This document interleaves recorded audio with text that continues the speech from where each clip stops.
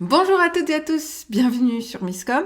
Pour ceux qui me découvriraient dans cette vidéo, je suis Claire Négrier, révélatrice de personnalités d'entreprise. J'accompagne TPE, PME, indépendants et même les plus grosses entreprises dans leur communication et leur marketing, de l'élaboration de la stratégie à la création de leurs outils en passant par la formation. Aujourd'hui mardi, je vous propose le sujet qui est décrit ici, connaître et comprendre les outils et les actions de communication. Cette semaine, on aborde le sujet et le principe justement de ces actions dans sa globalité, pourquoi il est important de les prévoir et de les travailler, c'est-à-dire qu'elles se choisissent stratégiquement. On ne fait pas une action de com comme ça parce qu'on a eu l'idée, ça découle vraiment d'une réflexion stratégique d'entreprise. Vous découvrirez bien sûr tous les éléments sur ce sujet-là dans la vidéo d'hier que vous trouverez dans la description de la vidéo du jour. Et aujourd'hui, je vous propose de voir ou revoir comment on réajuste ces actions de communication. Oui, parce que une action peut ne pas marcher, mais c'est pas pour autant qu'elle n'est pas bonne. Avant de la mettre de côté et d'annuler cette fameuse action, ou de se dire qu'on la refait plus parce que ça sert à rien, on va vraiment remettre en exergue, grâce aux analyses dont on a parlé hier, tout ce qu'il faut savoir et faire le point véritablement sur cette action-là. Et je vous propose de voir les différents points d'analyse sur comment réajuster sa com. Donc si vous avez des questions, n'hésitez pas à les mettre en commentaire. Si le sujet vous intéresse, n'hésitez pas à mettre un pouce en l'air. Et si vous connaissez des gens qui pourraient être intéressés par la vidéo, n'hésitez pas à leur partager également. Donc on va réajuster bien évidemment sur nos 3 points stratégiques qu'on a bien sûr vu hier. Ces réajustements-là vont venir justement pour pouvoir pallier à certains éléments. Alors le premier point, c'est l'objectif. Réajuster par l'objectif. Peut-être que votre pub Facebook, reprenons toujours cet exemple parce qu'aujourd'hui je trouve qu'il parle vraiment à tout le monde, votre pub Facebook vous a pas permis de vendre votre produit parce qu'effectivement c'est pas le bon endroit, d'accord ? Par contre, vous allez peut-être voir, parce que c'est pour ça que les analyses elles doivent être poussées, et il faut aussi faire une espèce de comparaison sur qu'est-ce que ça a apporté vs qu'est-ce que ça n'a pas apporté qui était attendu. Ça, c'est dans les analyses. Tiens, peut-être que ce sera le sujet de jeudi. Est-ce que ça vous intéresse ? N'hésitez pas à me le mettre en commentaire, de voir justement les critères d'analyse de vos actions de com. Comme ça, vous aurez tout de A à Z et vous serez implacable sur le sujet et vous n'aurez pas d'excuses surtout pour pas le faire. Donc n'hésitez pas à me mettre en commentaire si le sujet de comment on analyse ces actions de com vous convient pour jeudi. Donc, on va reprendre les objectifs. Comme je le disais, finalement, dans nos analyses, on aura peut-être vu que, certes, on n'a pas vendu, donc l'objectif commercial n'a pas été atteint dans la publicité et dans notre communication promotionnelle. Par contre, on a gagné en followers, on a gagné en leads, on a gagné en membres d'abonnés, je sais pas, moi, voilà. Vous avez une augmentation de votre communauté grâce à votre publicité. Bonjour Bénédicte. Donc l'idée... Bonjour Lydie. Ça y est, le monde arrive. Donc l'idée, ça va être déjà peut-être de repositionner votre objectif. Si au final, votre campagne, vous avez vu que vous avez gagné 50 fans en 2 jours sur la campagne, peut-être que l'objectif finalement d'en avoir va être un objectif de notoriété et plus un objectif commercial. Donc déjà, on va repositionner les objectifs. Si au final... l'objectif de gagner en communauté vous convient pas, c'est-à-dire que finalement, vous trouvez que votre communauté est assez grande et que vous n'en voulez pas. Alors, on va réajuster justement sur d'autres critères qui sont donc on les reprend, objectif cible. Donc là, on va vérifier sa cible. C'est le fameux persona dont vous savez que je déteste le terme parce qu'aujourd'hui, c'est bullshit.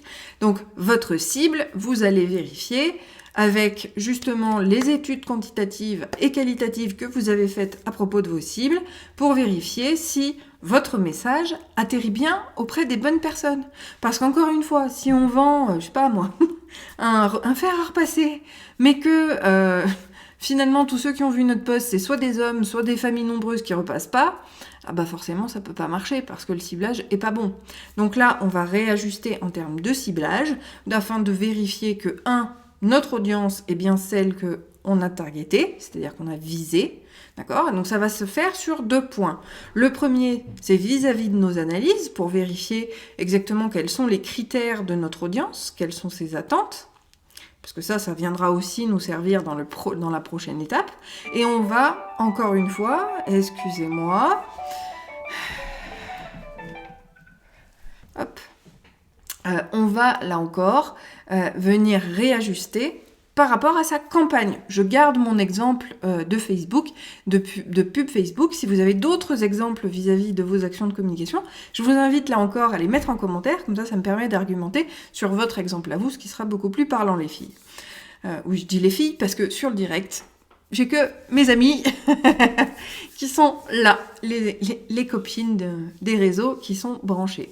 Merci à vous d'être là d'ailleurs. Donc, on va réajuster. Soit on va refaire le point sur notre audience et sur les analyses qu'on aura eues, soit on va refaire le point sur le facteur targeting qu'on a mis et les critères qu'on a posés sur notre pub Facebook. Parce que ça correspond peut-être pas, effectivement, aux besoins de notre cible. Là encore, la notion de besoin va être très très importante et on va recalibrer. Donc on va pouvoir réajuster, on réajustera peut-être en termes d'âge, on va peut-être réajuster en fonction des revenus, on va peut-être réajuster en fonction... Voilà, on va venir vraiment affiner et c'est pour ça d'ailleurs que les campagnes, qu'elles soient Facebook ou pas d'ailleurs, parce qu'elles fonctionnent toutes de la même manière aujourd'hui, on va faire des campagnes avec plusieurs publicités différentes pour pouvoir jouer sur les différents messages, les différentes audiences. Donc ça nous arrive d'avoir 50 pubs différentes pour la même campagne, de manière justement à pouvoir voir ce qui est ajustable. Et l'idée, bien sûr, c'est qu'une fois qu'on a compris le mécanisme, ce sera préparé à l'avance et on aura, bien sûr, davantage de possibilités par la suite. L'idée, c'est justement de pouvoir lister, je sais pas, 10, 20, peut-être 30 campagnes différentes qui ont un message différent, des arguments différents, un visuel différent, des audiences différentes. Et après, on gardera uniquement celle qui est la plus efficace. C'est aussi comme ça qu'on arrive à réajuster ces actions de communication, basées sur du Facebook Ads en l'occurrence. Ensuite, le principe de réajustement va aussi concerner votre message, parce que, alors c'est pour ça que je vous parle souvent de segmentation, c'est très très important. Une personne, je reprends, j'aime bien l'outil Excel, d'accord, le tableur que tout le monde connaît de Microsoft, qui va être utilisé pour la facturation chez des entrepreneurs, pour les menus de la famille ou pour les courses, pour les mamans, qui va servir également à gérer, je sais pas moi, les finances pour d'autres. On va avoir un certain nombre de personnes différentes dont les utilisations vont être diverses. L'idée, c'est bien sûr d'aller chercher les arguments qui vont réellement être intéressantes et impacter la décision auprès de notre audience. C'est pour ça que je reviens sur mon étude des cibles. Quand on a étudié les besoins, les leviers et puis les motivations de son audience, on a finalement le contenu réel de la communication que l'on doit faire, puisqu'on aura identifié la hiérarchie d'importance vis-à-vis de leurs arguments. Est-ce que c'est économique qui est en premier ? Est-ce que c'est le fait de pouvoir servir à la maison ? Donc là, on va prendre ces arguments-là pour présenter sa communication. Donc on va réévaluer et réajuster son action de com aussi en fonction du message par rapport aux attentes et aux freins de son audience. Donc là aussi, on a un moyen de rajuster. Vous voyez, on va pouvoir le repositionner sur les 4 plans. À la fois l'objectif, également la cible, pourquoi pas le message.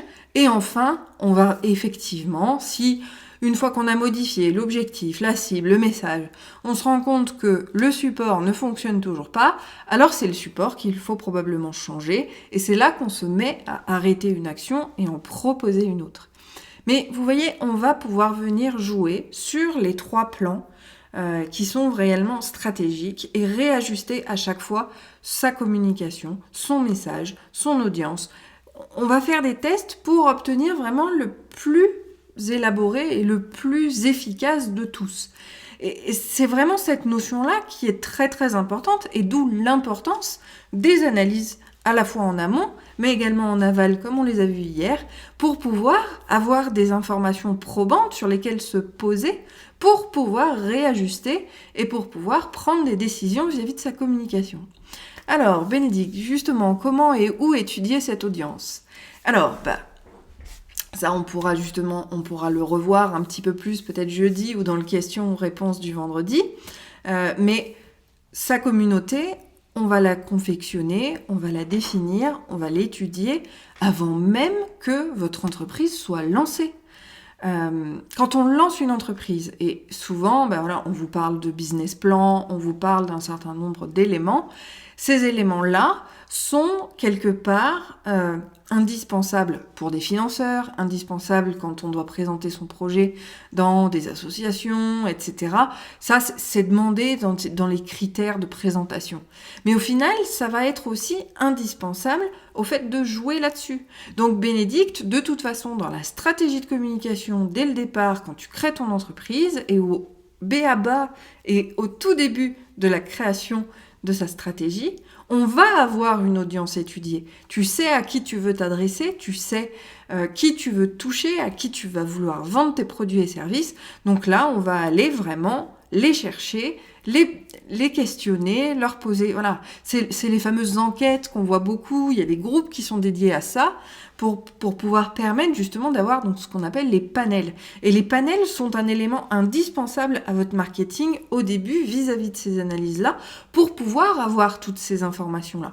Et puis, forcément, après, ça va pouvoir se construire au fil du temps avec sa communauté. Parce que audience égale communauté, quand même. Son audience, c'est un peu plus large. La communauté, c'est un peu plus intime. C'est des gens qui vous suivent et souvent avec lesquels vous échangez, comme moi j'échange avec vous les filles. Mais on va pouvoir se servir de sa communauté comme audience, bien évidemment, pour réajuster. Donc, on sait à qui on s'adresse par rapport au marché. Tu as fait un positionnement, tu as créé ton offre basée sur une problématique d'un type de client. Et c'est ce type de client-là qu'il va falloir aller chercher et à qui tu vas poser un certain nombre de questions qui sont souvent, encore une fois, comme je le dis, bien en amont de tout cela. En général, toutes ces analyses-là, on les fait à la création de l'entreprise. Quand on cherche à se positionner justement sur son marché, on va avoir fait ces analyses-là en amont. Donc, on a déjà une bonne base de présentation et d'arguments. Je vous rappelle que vous avez un workshop que je crée. Si ça vous inspire, n'hésitez pas à me le dire pour que je puisse lancer une prochaine session sur le sujet. Et on va vraiment étudier. Mon outil vous permet d'étudier vos cibles, parce qu'il n'y en a pas qu'une, à fond, et d'avoir justement tout le contenu derrière. Donc c'est pas compliqué, une fois que vous avez fait mon workshop, vous avez de quoi faire vos messages au moins pour les 6 mois à venir.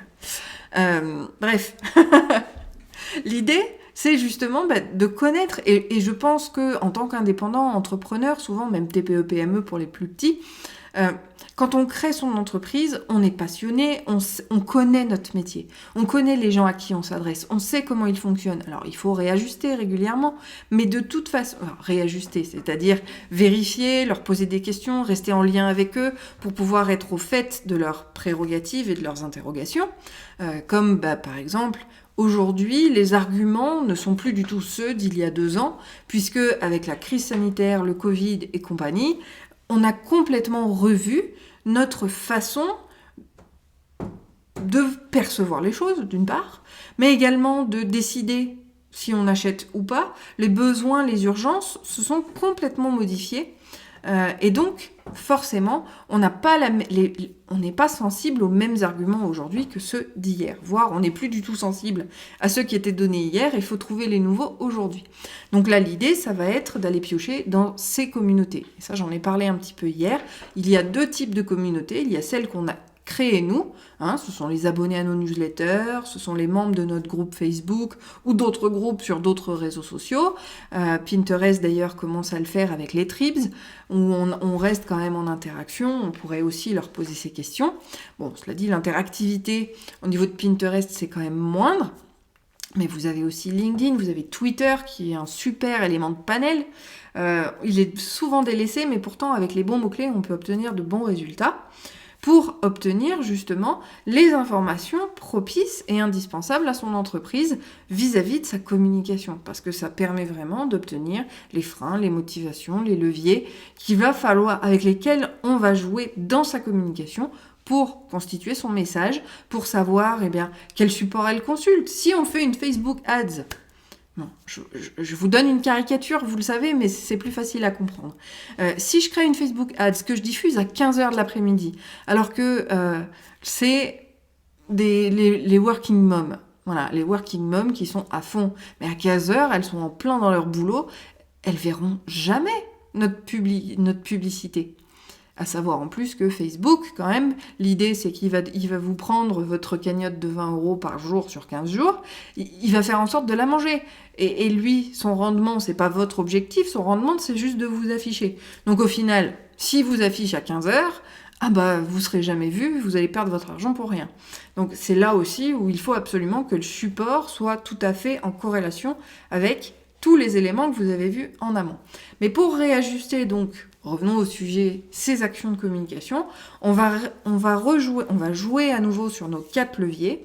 Et une fois qu'on a reciblé l'objectif, la cible, qu'on a réévalué son message et qu'on l'a peut-être refait, c'est l'importance du A/B testing aujourd'hui dans la communication reste essentielle, et bien là on décidera effectivement d'abandonner l'action de com et d'en avoir une autre, parce que de toute façon, si vous avez suivi mes lives sur la stratégie, quand on fait objectif, cible, message, choix de support, c'est pas un seul choix, il y a plusieurs choix de support, simplement on va les traiter un à un. Donc là l'idée ce sera justement de pouvoir dire ok, donc celui-là fonctionne pas, donc celui-là on laisse tomber. Et là on est dans une communication efficace et on travaille la rentabilité de son entreprise, donc on est même au-delà de la communication et du marketing, c'est une stratégie d'entreprise dans le but de se développer et ou de se pérenniser. Donc voilà un petit peu les éléments sur comment réajuster son action de communication. On reprend les 3 axes stratégiques, on va les retravailler, on va reprendre les tableaux de ces cibles, on va aller vraiment travailler chaque chose. Et puis, parfois, simplement en changeant d'audience. De la même manière, vous savez, je vous ai déjà fait les lives sur les cibles, mais par exemple, si en cible directe, notamment quand vous n'avez pas une forte notoriété, vous n'arrivez pas à gagner de clients. Oui, si on fait une offre promotionnelle sans avoir personne qui nous connaît, personne ne nous achète. Je vous rappelle, l'esprit humain, on se remet en situation, quelqu'un nous traverse la rue, vient nous aborder, nous dit « Salut, comment ça va ?» et « Tiens, achète mon produit ». On fuit. C'est exactement la même chose vis-à-vis de la communication et du marketing. La création de liens et de confiance reste de mise et c'est seulement auprès de votre communauté fidèle qui vous suit et qui sont réellement des acheteurs, parce que il y a cette petite distinction aussi, qui seront prêts à répondre présents sur vos offres commerciales. Vous avez aussi des clients fans qui vont acheter tous vos produits et justement, là, on va pouvoir les cibler également en tant qu'ambassadeur. Donc ça, c'est mes fameuses cibles relais qui vont vous permettre vraiment d'aller vendre auprès de personnes, parce que la recommandation, c'est toujours ce qui marche le mieux. Mais là, on a déjà dépassé un petit peu le cadre de notre sujet du jour. Voilà un petit peu sur ce que je pouvais vous dire par rapport au réajustement. Ça se fait à chaque fois, sur chaque action de com, on va réajuster, même un petit peu. Et c'est pas forcément pendant la campagne, ça peut être d'une année sur l'autre. Par exemple, vous participez à un salon, la première fois vous y allez pour voir, vous n'êtes pas bien préparé. La deuxième année, vous savez que, parce que vous avez vu d'autres stands, parce que vous avez eu des demandes sur votre stand, vous allez pouvoir rajouter des éléments, peut-être de présentation sur les panneaux, peut-être des expositions ou des plaquettes ou un jeu concours. C'est comme ça qu'on va réajuster, c'est par l'expérience. Donc n'ayez pas peur non plus de vous tromper, il n'y a que en se trompant qu'on arrive à obtenir quelque chose d'efficace au final. Donc surtout, lancez-vous, testez tout ça et surtout analysez en amont et en aval pour pouvoir réajuster. Je vous souhaite une très bonne journée, un très bon appétit. Si vous avez des questions, surtout, n'hésitez pas à les mettre en commentaire. Si ce live vous a plu, cette vidéo vous a plu, n'hésitez pas également à mettre un pouce. Sur Facebook, ça peut aussi être un cœur. N'hésitez pas, ne lésinez pas. C'est grâce à vous aussi que je peux aider davantage d'entrepreneurs parce que vous m'aiderez à gagner en visibilité. Et surtout, si vous avez des questions, commentaires. Si vous êtes trop timide, vous avez toujours claire@misscom.fr. Vous pouvez m'écrire en message privé également sur les réseaux sociaux. Bref, je suis joignable partout, donc surtout, restez pas coincés. Je vous souhaite une très bonne journée. Bye!